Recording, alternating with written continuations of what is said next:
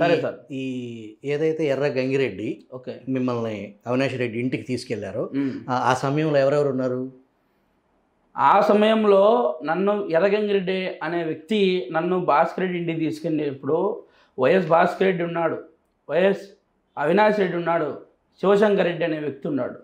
వీళ్ళు భాస్కర్ రెడ్డి, అవినాష్ రెడ్డి ఆ సమయంలో మీతో ఏం మాట్లాడారు?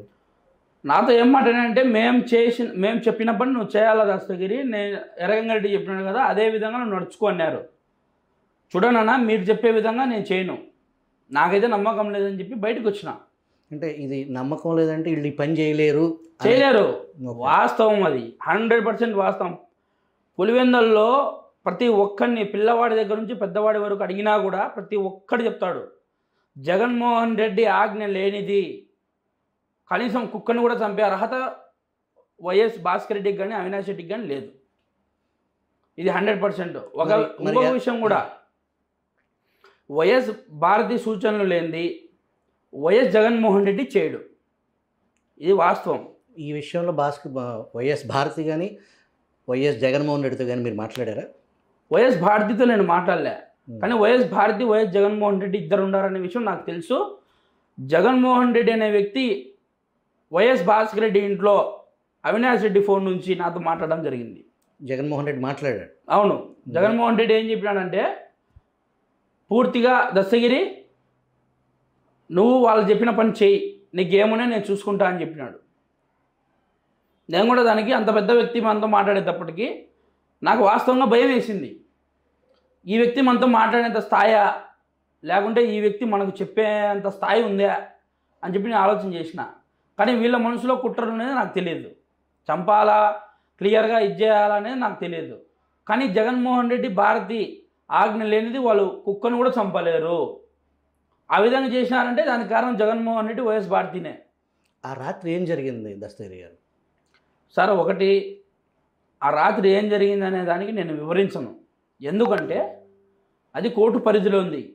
వివేకానంద రెడ్డి కేసు గురించి మాట్లాడకూడదని చెప్పి ఎవరైతే వైసీపీకి సంబంధించిన మేయర్ ఉన్నాడో సురేష్ కడప, అతను కోర్టుకు పోవడం జరిగింది. కోర్టు దగ్గర నుంచి ఒక నోటీస్ ఒకటి తెచ్చుకోవడం జరిగింది.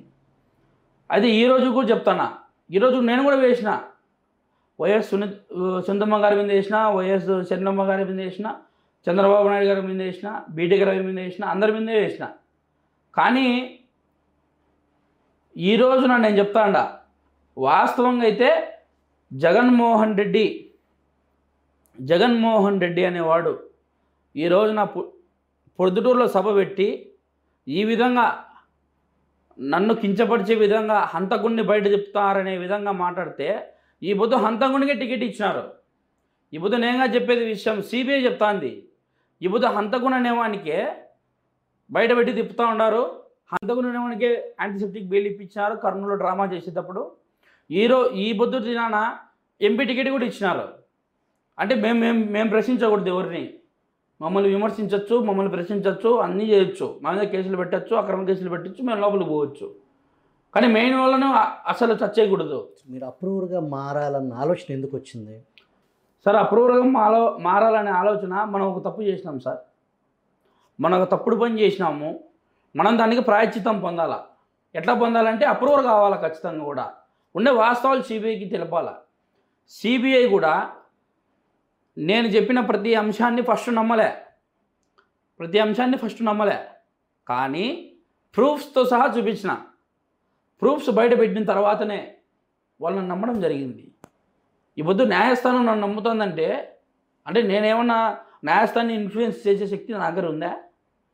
నేను అంత చూడనా? సాక్ష్యాధారాలు ఉన్నాయి. సాక్ష్యాధారాలు ఉన్నందువల్లనే సార్ ఈ పొద్దు కోర్టు న్యాయస్థానాలు కూడా దస్తగిరి అనేవాడు అప్రూవర్గా సుప్రీంకోర్టే చెప్పింది కదా. సుప్రీంకోర్టే దస్తగిరి అనే అతను అప్రూవర్గా మారడం చాలా గర్వదగ్గ విషయం, మేము అప్రిషియేట్ చేస్తున్నాం అని చెప్పింది. ఎందుకు